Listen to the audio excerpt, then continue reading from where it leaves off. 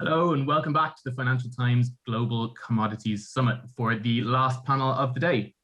My name is Myles McCormick. I am the US Energy Reporter at the FT. And the topic of this event is the rise of technology in the commodity trading industry. Over the course of the next 40 minutes or so, we will be looking at the host of new technologies that have arisen in this space, from blockchain and automation to artificial intelligence and machine learning. Joining me to discuss this topic, I am delighted to have François Cazor, co-founder and chief executive of data and analytics group Kpler; Tristan Fletcher, co-founder and chief executive of Chai, which forecasts commodity prices using AI technology; Cyril Reol, chief information officer at commodity trading house Mercuria; and Petya Sechanova, chief executive of Covantis, a tech startup building a secure digital platform for commodity trading and shipping. As a reminder, before we start, please do submit any questions you would like to put to the panelists as we go. We'll have a 5 to 10 minute Q&A session at the end where we will try to answer as many of them as possible. So without further ado, let's kick things off. Given the breakdown of the guests we have here today, I want to start by asking three panelists representing companies with technological products or offerings to briefly break down what their product is and the gap they hope to fill in the market. So starting with you, François, can you give us an outline of what Kpler are trying to do? Thank you, Myles. So my name is François Cazor. I'm the co-founder and the CEO of Kpler. For those of you who don't know us, we are a data and analytics company.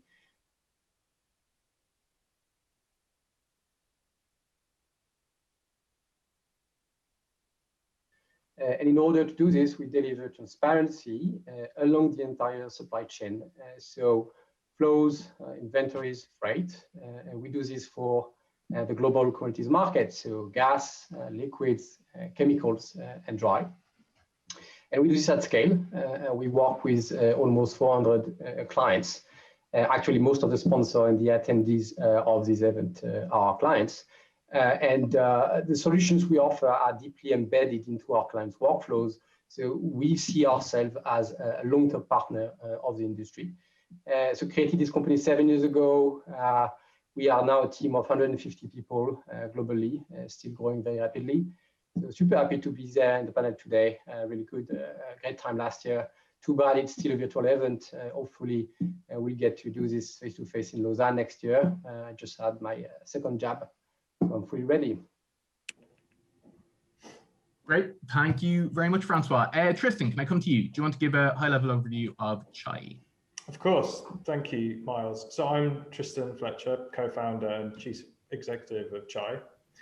And we help companies navigate their commodity price risk by predicting commodity prices using state-of-the-art artificial intelligence methods and all the data sets that matter, such as satellite imagery or movement of seaborne freight.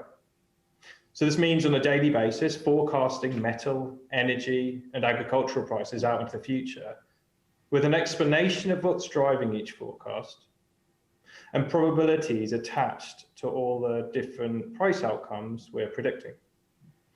And our mission is really to democratize access to the kind of tools and data sets that have existed in the financialized world, particularly in hedge funds and speculators, for such a long time, and bring them to those who have physical risk, who are actually making something. Thank you. Great, thank you very much, Tristan. Petya, can I come to you? Do you want to give an overview of what Covantis are doing? Thank you, Myles. My name is Petya Sechanova. I'm the CEO of Covantis. Covantis actually is a very new company, officially incorporated about a year ago, founded by several major ag commodity trading companies with the objective to drive efficiencies in the ag commodities trading and shipping space. It started as an idea concept back in 2018 before a separate company was incorporated last year. While our goal is to accelerate the digital transformation in the industry, the first focus we have is to build a secure platform for post trade execution of agri-commodities in bulk. I actually had the chance to attend one of the panels in the last year's edition of the FT Commodities Global Summit. And at that time, the platform was still in development, not live. Today, I'm happy to report and announce that we have launched the platform earlier this year in our first origin market, which is Brazil, and which is also one of the major exporters of agri-commodities. Just briefly to explain what is our initial scope, the platform covers a large set of processes related to the shipment and delivery of agri-commodities. It's not a trading platform. It's not a market discovery solution. It is what we generally refer to as commodities operations or execution activities. Today, essentially, all of these processes are done in a very manual, archaic way, primarily via email, phone calls, and paper. So in Covantis, initially we built a network that connects those buyers and sellers that are involved in the trading and shipping of agri-commodities.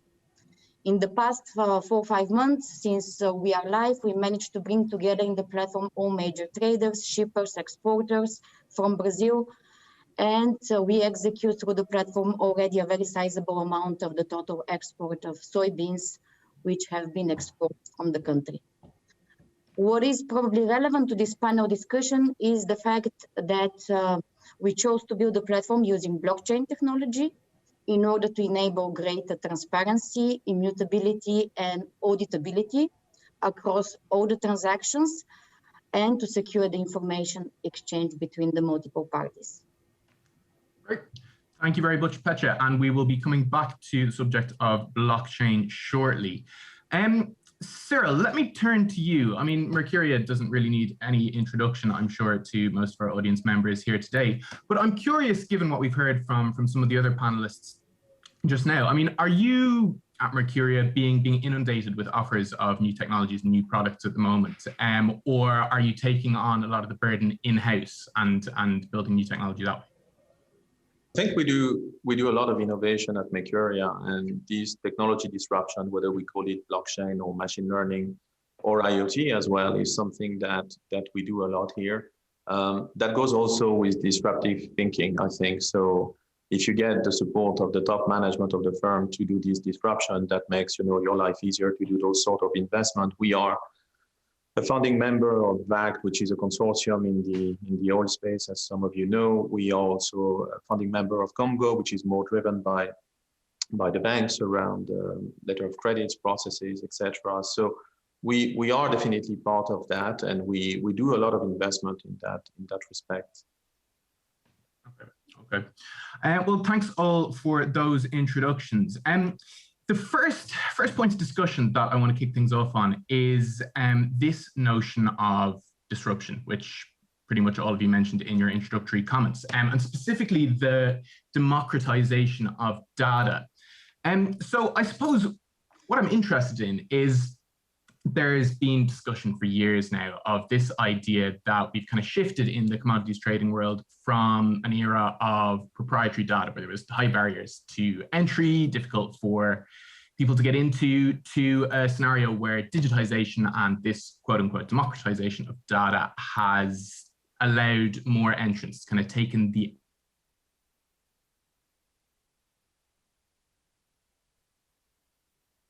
start with you, François, and ask, have we, as the amount of technologies coming into this space increase and expand, have we reached a watershed moment?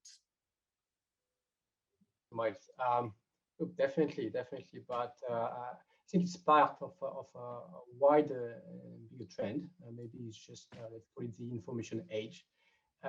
So on the long run, competitive advantages that are based on exclusive access to intel, insight, information, call it as you want, is like, when we started, we were a very small company. I was the only sales in the company. One of the first prospects I've met was in Geneva, actually. After seeing the platform, the kind of transparency we're providing, he said, okay, I'm going to take it, but I don't want to have any of my competitors having it. So I want to be the only client. I kind of had to explain to him that I had to survive and I cannot sell it to only one guy. And now it looks a bit far from where we are now. But clearly, I think the initial reaction has been, let's say, a lot of an attraction with transparency. But in commodities, like in many sectors, it started in the 80s. I think the Bloomberg terminal was a fundamental moment, like just bringing something organized information behind the screen. And actually, if you compare with what was the old school commodities trading, there's a great book about this, World for Sale, from Javier Blassen and Jack Farchi, the Bloomberg guys. It's like spot on. And yes, we are in a period of acceleration of this trend. I think it's made possible by most of the technologies that has been listed by Cyril earlier today. And let's say with huge flows of information available and like just ways to bring innovation, now it's getting super important to find partners with who you can build an ecosystem and just work together, because you can build the perfect solution in a house, but it's going to be very difficult to maintain because most of the commodities players in the space are not data company, and I don't think they intend to become. So yeah, definitely a watershed moment, I would say. Okay, thanks, François. Tristan, I want to come to you in a second, but maybe I could bring in Cyril first. What do you make of this view, this kind of view that's been building over the last few years, that the democratization of data has eroded the advantage of traders, making it harder to profit from straight merchandising? I mean, is scale still important? I think scale matters, of course, and we're dealing with huge amount of data. I mean, we're definitely in the big data space across fundamental and pricing information that we get them from different sources, different type of vendors. I think we get them as well sometimes through partners in the sort of Kpler space as a service. So we have to do this data orchestration internally, and each one of the desks have different requirements, as you can imagine. We do not trade power or gas on the same fundamentals as we do trade oil, sometimes in different regions as well. We're across the globe. So I think when we look at it globally, we're definitely having different sources. It's an hybrid mode of a blend of things that we believe we are doing in-house and for which we have a lot of data scientists at Mercuria, which are helping directly the insight of the market intelligence that we build up within our trading desk with our traders. To things also we are consuming as a service, vessel tracking and things like that is something that is a blend of services we take from the market and services we think we have a competitive advantage to do in-house. But that's definitely on the journey to evolve and mature along the side of data management internally. You mentioned data scientists there. I mean, to what extent have you been increasing your hiring of data scientists in recent months and years? I mean, has numbers shot up on that front? We haven't stopped, actually. We started a long time ago. Actually, we have some partnership across different regions, in particular here in Switzerland with EPFL in Lausanne. We do grab, actually an average of 10 data scientists per year. And our force is actually that we are not just dispatching those data scientists. We talk about technology disruption and where we make the money, obviously, which is in the front office of the trading desk. But we also taking those data scientists to help us on the middle and the back office processes. This opportunity around technology disruption could be about generating revenue, could be also to help efficiency in your processes internally as maybe your cost structure on the back office as well. And we are dispatching those data scientists to look more holistically at all the opportunities within the Mercuria group. Okay. Let me turn to you, Tristan, kind of on the same subject. I mean, you used the term democratization of data in your introductory comments there. To what extent do you think it has upended the industry? And just as importantly, to what extent do you think traditional players have kept pace? So I think where there's a concentration of supply in a market, there's a limit to how much democratization can go on. Organizations who are taking stuff out of the ground are going to have that information either exclusively forever or at least earlier than anyone else. So I think even though I agree that there's been less competitive advantage in that data, and these organizations have been capitalizing on that advantage for ages with hiring data science, etc. There's a kind of limit to how much that will erode. But what I would say is counterbalancing this reduction in competitive advantage there is that as there is more and more data available that people can relate to things like commodity price movements, like satellite data. Satellite imagery used to be really hard to come by. It used to be really expensive. It used to be hard to get physically and processed. Now it's a lot easier. The same is gradually becoming true of freight data. The problem you start to have is finding the needle in the haystack. So actually where your skills then need to move isn't so much in being able to access all these alternative data. It's making sense of it and understanding what's important at any particular time. And that's certainly a more democratic effort. There is no reason why a large organization who has had access to proprietary data for a long time will be any better than a creative disruptor like Chai hopes to be. Sure. I think. Okay. I want to move on to blockchain and bring Petya in. Before I do, if I could just remind our audience that we're taking questions as we go, and we'll address them at the end. But please do feel free to submit anything that occurs to you that you'd like me to put to the panelists, as and when it does occur to you, and we will address them when we can. But yes, moving on to blockchain, which I suppose is one area where there is a strong case to be made that the industry has been slow on the uptake to some degree. And Petya, blockchain is obviously part of the offering at Covantis.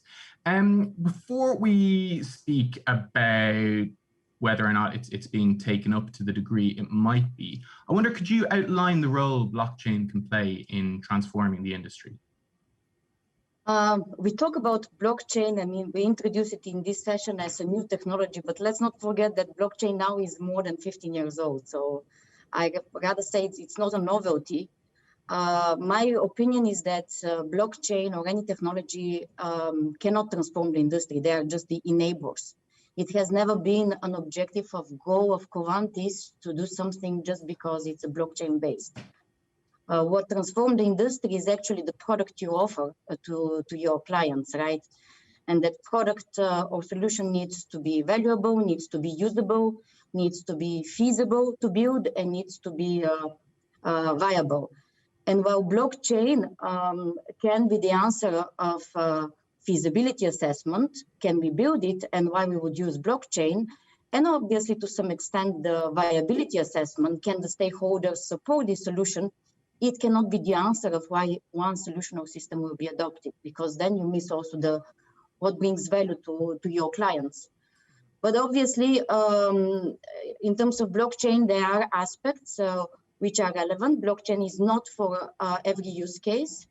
I would argue that if you don't have a network community or a network system which involves having multiple parties collaborate in that network, and if you don't have an inherent challenge around collaboration and disclosing data, I would argue that maybe blockchain is not the right case for you.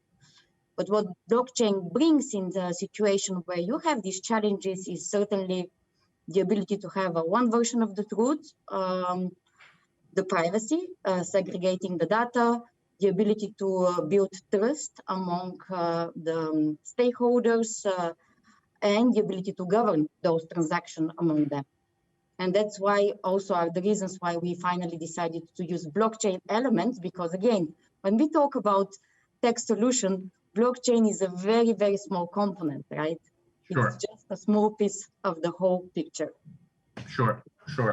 Okay, well, I mean, given some of those challenges you outline and the potential role of blockchain in solving them, how much of an uptake has there been in recent years? I mean, has industry been slow on the uptake? I don't know if it's been slow. First of all, blockchain is expensive, right?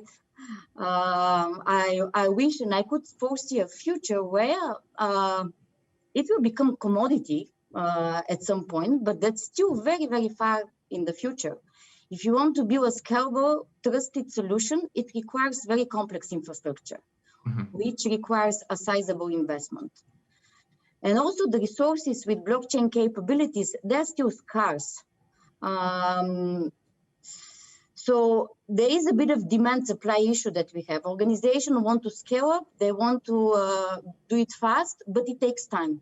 And with the scarce resources today, whether internally or through partnership, it will take at least a few more years. I also don't want to sound a bit cynical, but the industry is not ready to pay just because you have blockchain.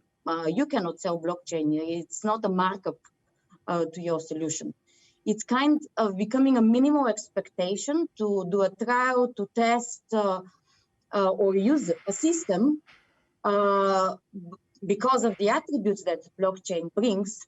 But at the end of the day, the clients are paying for the value solution delivers to you, whether it has a blockchain element in it or not.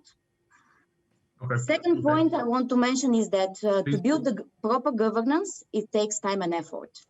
The most common uses of blockchain platform today is, as I mentioned, requires a network of participants, and it is very rare. One of my colleagues said it in the panel, I think François, that such a platform can be driven by one company. So usually you need to build a consortium of companies, which are sometimes even competitors. So you want to agree with them, align on the common goals, on the common objectives before starting to do anything. Sure. And the final point is that transformation takes time, takes multiple experiments, concepts validation, and multiple trials and errors. So as I mentioned, stakeholders and clients want everything, want it fast, but the reality is that not even they know what they actually want. I love a saying from Henry Ford, who actually says, if I had asked people what they wanted, they would have said faster horses. And that's how the car was invented. So you need to experiment in order to find what is the right solution for the right stakeholders. Okay. Thanks for that, Petya. Cyril, can I bring you in here from the industry perspective on this same question around blockchain? I mean, are commodities traders just looking for faster horses, or is there an interest in blockchain, and are they willing to pay, as Petya suggested, was still kind of at its infancy? I think we started the blockchain journey a bit earlier than Covantis. So where we stand right now is just that we're not asking if blockchain will happen. We are making it happen. So that's just the difference. The way blockchain works, I mean, agree, it's nothing fancy in terms of technology. I mean, I don't want to go into details, but distributing a database across different sites and making a copy of each one of them is like in the old days, people having copies of Excel, where they were trying to reconcile P&L or doing P&L attribution. So that's quite easy to understand in terms of concept. But I think the market has moved in the meantime. You see the scam, you see the fraudulent attempts, growing. You have scandals, happening in some regions, in Asia, for example, around the fuel market. And I think, just relying on the paper and the email and the phone calls actually to be operating such a global business is not sustainable at all.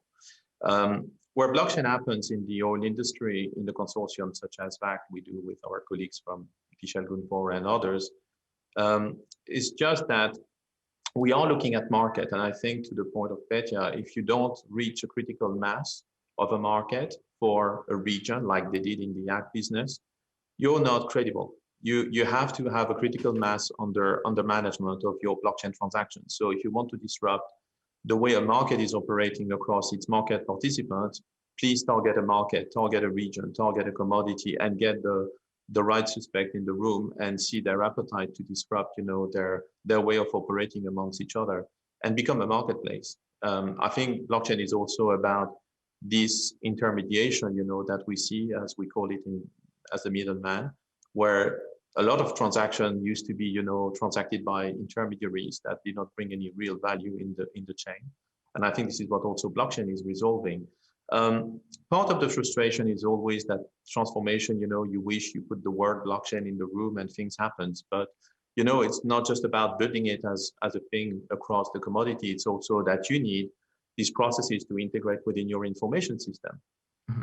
Most of the commodity traders are living on legacy ETRM systems, CTRM systems, which sometimes looks like a bit outdated, and some of the processes and reconciliation, even the architecturing of some of the architecture bus they have in-house of those commodity traders will tell you that they are not processing things in near real time.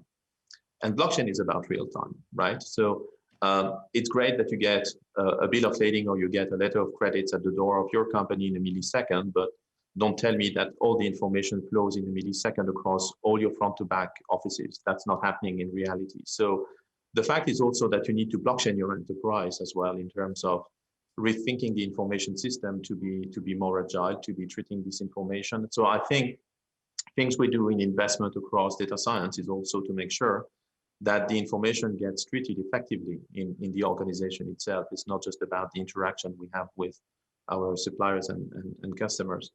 But this is happening. This is a reality. We have a growing, and I think you will see this trend where probably, it's marginal in the grand scheme of things, but we know this is where the future is. And if you were to balance, transaction in sort of old-fashioned way in percentage, which are probably still reflecting 95% of what we do in reality, in practice, even 99, you will see the trend will go only in one direction. And when you're going to start feeling that 40% of your transactions are blockchain in the coming years, then you will have to be ready for that. Let me move on to the subject of downsides. And I want to come to you on this, Tristan, initially. In this rush to embrace data, to embrace AI, is there a risk of piling in too quick and becoming over-reliant and there being repercussions from that? Definitely. I think one of the conversations around big data is that in the limit, you can find completely ridiculous, spurious relationships between different things that appear to be correlated.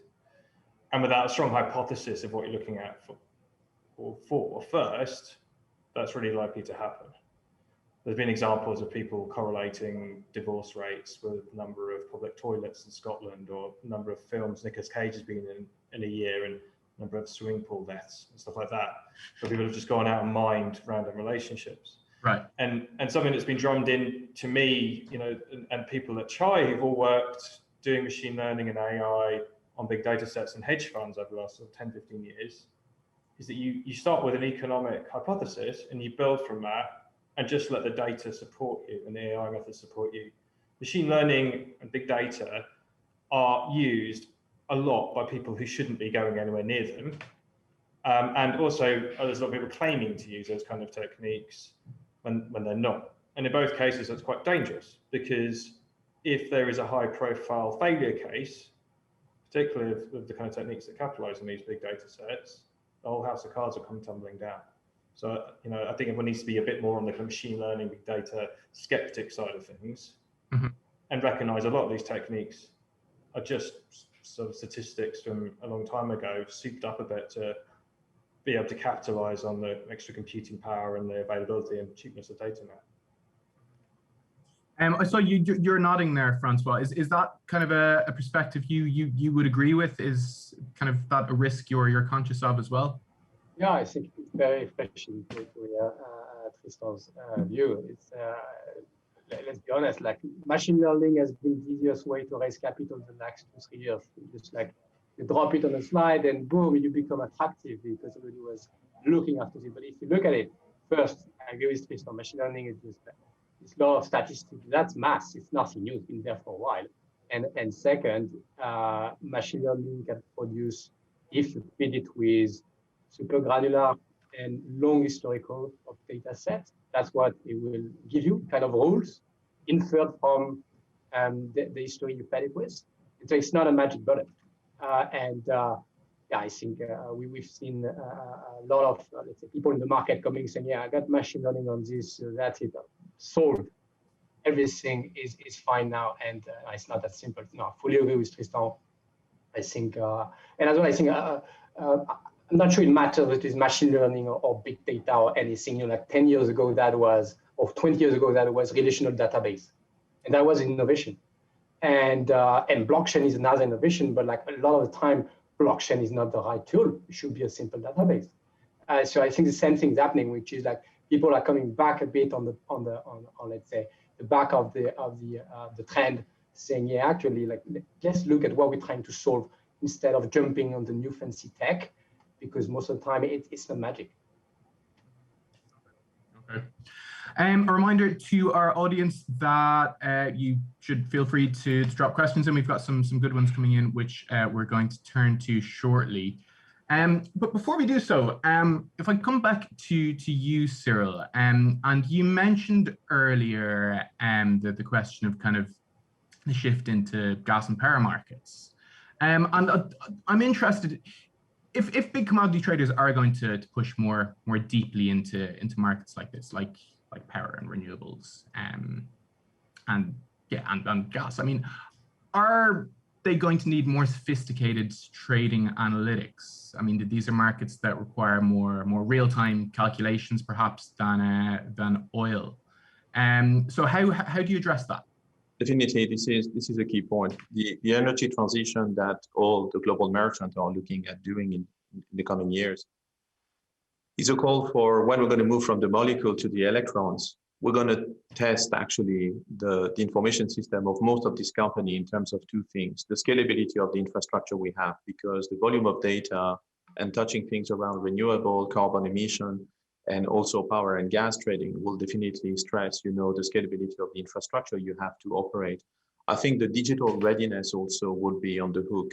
You will have to be digitally ready for that. We see this market in particular around power and gas and the dynamic they have around the market price, the volatility, etc., and even the elapsed time of a trade that we see. The dynamic of it is slightly different than the normal, oil type of business.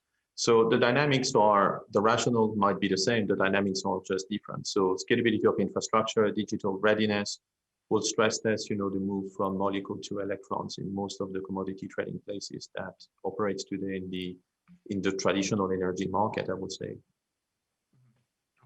Okay. Well, I want to turn to some of the audience questions that have come in here now. And this first one, I think, is directed at you, Tristan, and you, François. And the question is, where have you observed the most appetite for commodity forecasting?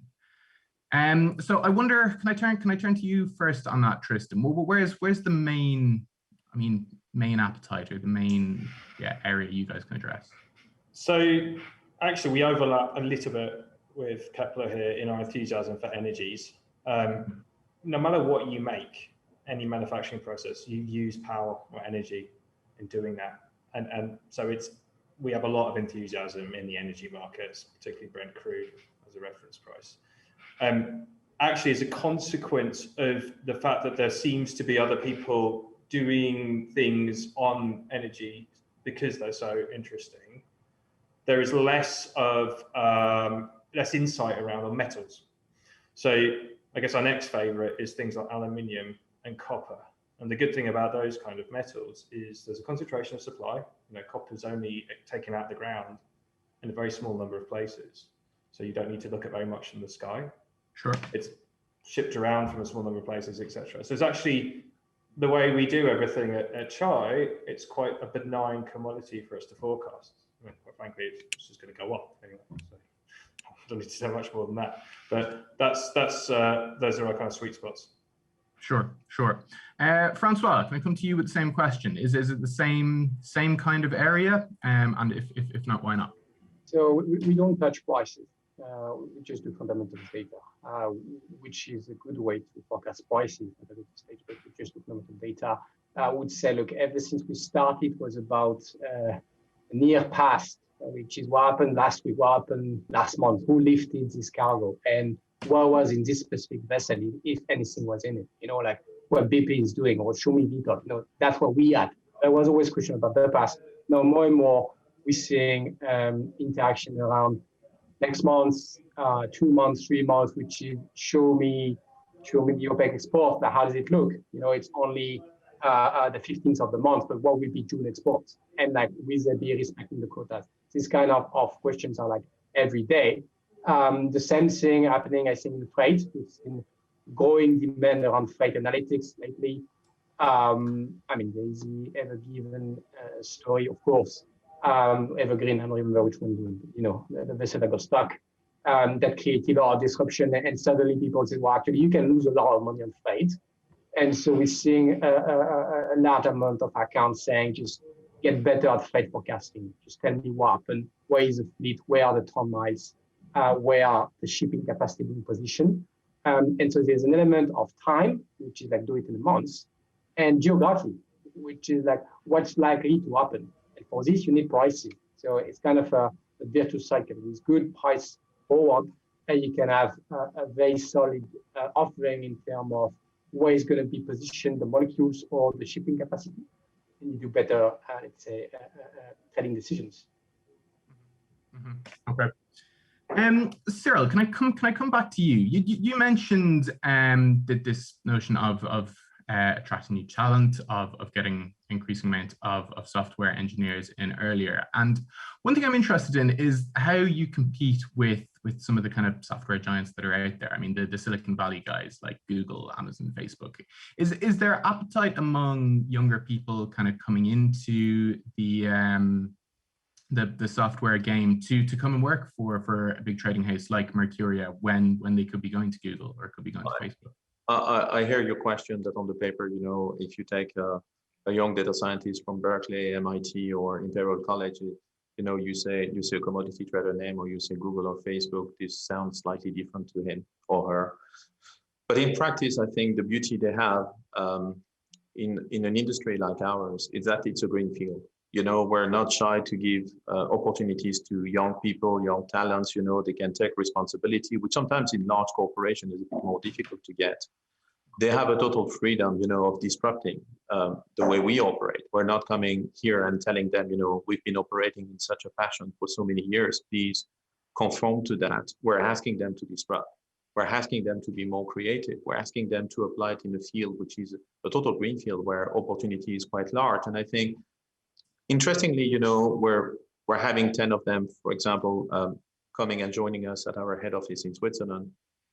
Most of them, they're staying. They get a job afterwards. They want to stay here. They see the opportunity. They see a business opportunity for them. And some of them, they might go front to back. They might go back to front. They see the opportunity across the full spectrum of either commodity we trade or different sort of departments we have. And that's unique for them because in terms of life experience, they're going to get probably something that in a very large multinational company will take 2 or 3 times to acquire it for them as young data scientists. So I think the attractiveness we have is not from the outside, it's from the inside.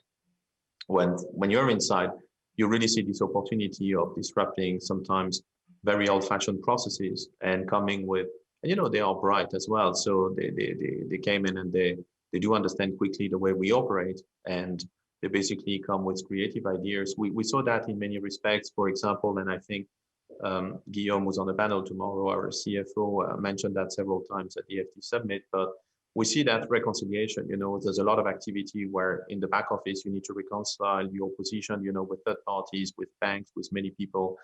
And we thought that the smartness you can put in reconciling things is something that a data scientist over a 6-month internship has cracked, across an algorithm, without getting in the programmatic way of doing things usually, where you need to understand all the business rules, etc., start coding, etc. And the guys just reverse engineer everything in the way we are doing these processes for reconciliation, to the extent that even it's enriching itself and the model is actually learning by itself on how to auto-match things and auto-reconcile things. So we see this effectiveness coming, from plugging those people in an environment where they have the freedom to express themselves, I would say. Okay. Well, I'm afraid on that note, we are going to have to wind things down. It's been a pleasure talking to all of you. So thank you all for your contributions. Hope the audience have enjoyed this panel, and sorry not to be able to continue it for longer. So my thanks to Petya, to François, to Cyril, and to Tristan. I believe there is a closing event for today's part of the conference following this. But thank you all very much again for your time. Bye now. Thank you, Myles. Thank you, everybody. It was great to meet you. Thank you very much. Thanks, everyone. Thank you.